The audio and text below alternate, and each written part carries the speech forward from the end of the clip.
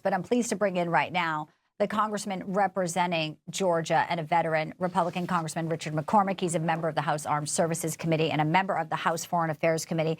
Congressman McCormick, I saw you tweeting yesterday as we were covering this breaking. You know, we didn't know which way it would go. We didn't know if it'd be a wider mass casualty. Fortunately, it's not, but we also don't still really understand the motive. You're also not just a veteran, you're an emergency room physician. So tell us about the response, those brave soldiers, and how grateful we are that it could have been so much worse. It really could have. Nobody died. That's a miracle in of itself. I will say, as an ER doc, I'm very proud of how they were able to triage, get the people to help within the golden hour. I'm not sure what kind of surgeries they had. From what I understand, 3 of them had surgeries, could have saved their life, literally. The thing that disturbs me as a Marine, and maybe from a mental health standpoint, is this is your family. At least like cousins, you don't go out and shoot your family. Really, really disturbing to me that anybody would do that. Somebody you serve with, somebody you sacrifice with, somebody who understands what you're going through. Instead of reaching out for help from somebody, they turn to violence. That is disturbing in and of itself. I really hate to hear that. Hope we get to the bottom of it, find out what's going on, and do better. Yeah, I mean, one of the things that arose, and I don't know if you have a strong opinion on this, but when we were talking to police, FBI, former, terrorism task force folks, they said they know that soldiers can't carry arms while they're on base. And it came up after the Fort Hood shooting in 2009. And they were saying maybe this is something that needs to take a look at. Maybe soldiers should be able to be armed.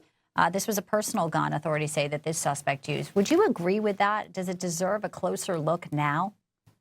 It does. It's hard to analyze this from a statistic standpoint. We know that cities that have the strictest gun laws have the worst gun violence, but the military is a little bit different. We have different kind of demographics. We have a different mentality. I've seen suicides on the gun range where during live fire exercises where somebody went into an outhouse and literally offed themselves. We live in a very high stress alpha type environment. It's a dangerous thing no matter what you do. We live in a dangerous environment.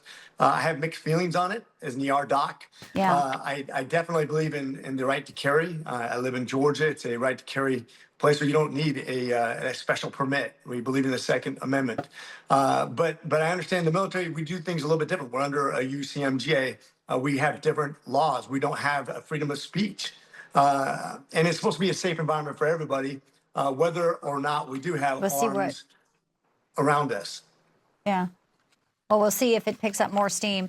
In our final moments here, Congressman, 200 days for President Trump today. We know the big, beautiful bill was a huge milestone that you are a part of as well. What are some of the highlights that you're reflecting on here on what's been able to take place just between January and now today in the summer where it's recess and it looks like they're about to have a ball game where you are and enjoy some fun? Yeah, I'm excited. I mean, think about the amount of things we've been able to get done. I know a lot of it's been through executive order, but also we're taking part in history. 100 years ago, we had a president named Calvin Coolidge, and he famously said, "The business of America is business." We're getting down to business. We're doing things that are good for business. We made sure the corporate tax rate and the individual tax rate didn't get increased.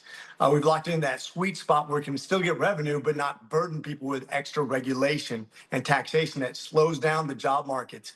This is the sweet spot that we need for America to continue to be prosperous into the next generation and produce jobs and affordable housing for our children.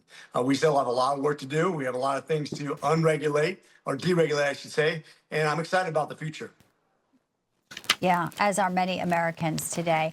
Congressman from Georgia, Richard McCormick, a pleasure, sir. Thanks for stopping by today on Newsline. Always a pleasure. Semper Fi.